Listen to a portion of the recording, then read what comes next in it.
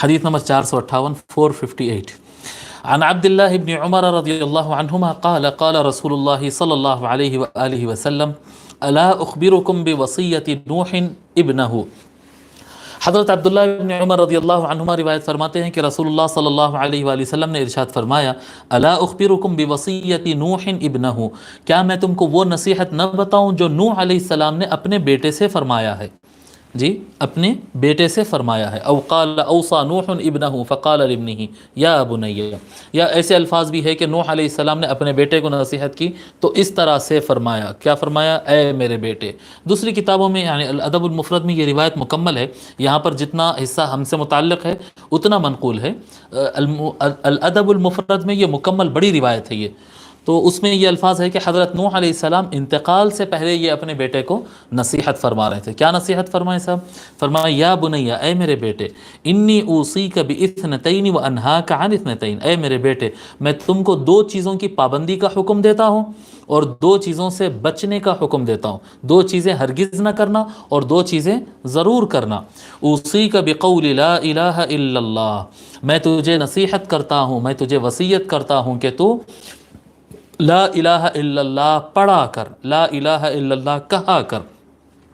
فإنها لو وضعت في كفة ووضعت السماوات والأرض في كفة لرجحت بهن، کیونکہ لا الہ الا اللہ کا معاملہ یہ ہے کہ اگر ترازو کے دو پڑلوں میں، ترازو ہوتا نا ترازو میں تول میں، اگر ایک پڑلے میں سارے زمینوں اور آسمانوں کو رکھ دیا جائے اور دوسرے پڑلے میں لا الہ الا اللہ کو رکھ دیا جائے تو لا الہ الا اللہ کا وزن زیادہ نکلے گا.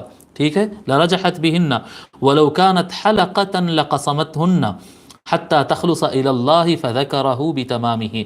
پھر آگے فرماتے ہیں اور اگر یہ سارے زمین اور آسمان مل کر ایک حلقہ بنا کر بھی لا الہ الا اللہ کو روکنا چاہے، جب بندہ لا الہ الا اللہ کہتا ہے اگر سارے زمین و آسمان مل کے بھی اس کو روکنا چاہے تو ان سب کو چیر کر یہ آگے نکلتا ہے اور اللہ تعالیٰ کی بارگاہ میں یہ الفاظ پہنچ جاتے ہیں حتی تخلص الی اللہ، یہاں تک کہ وہ اللہ تعالیٰ کے پاس پہنچ کر ہی رہتے ہیں. یعنی لا الہ الا اللہ زبان سے نکلنے والے یہ وہ شبد ہے جو یہ عمل اللہ تعالیٰ کی بارگاہ میں پہنچتا ہی پہنچتا ہے. یعنی اللہ کی بارگاہ میں پہنچنے کا مطلب مقبول ہونا، قبول ہونا اس کا مطلب ہوتا ہے.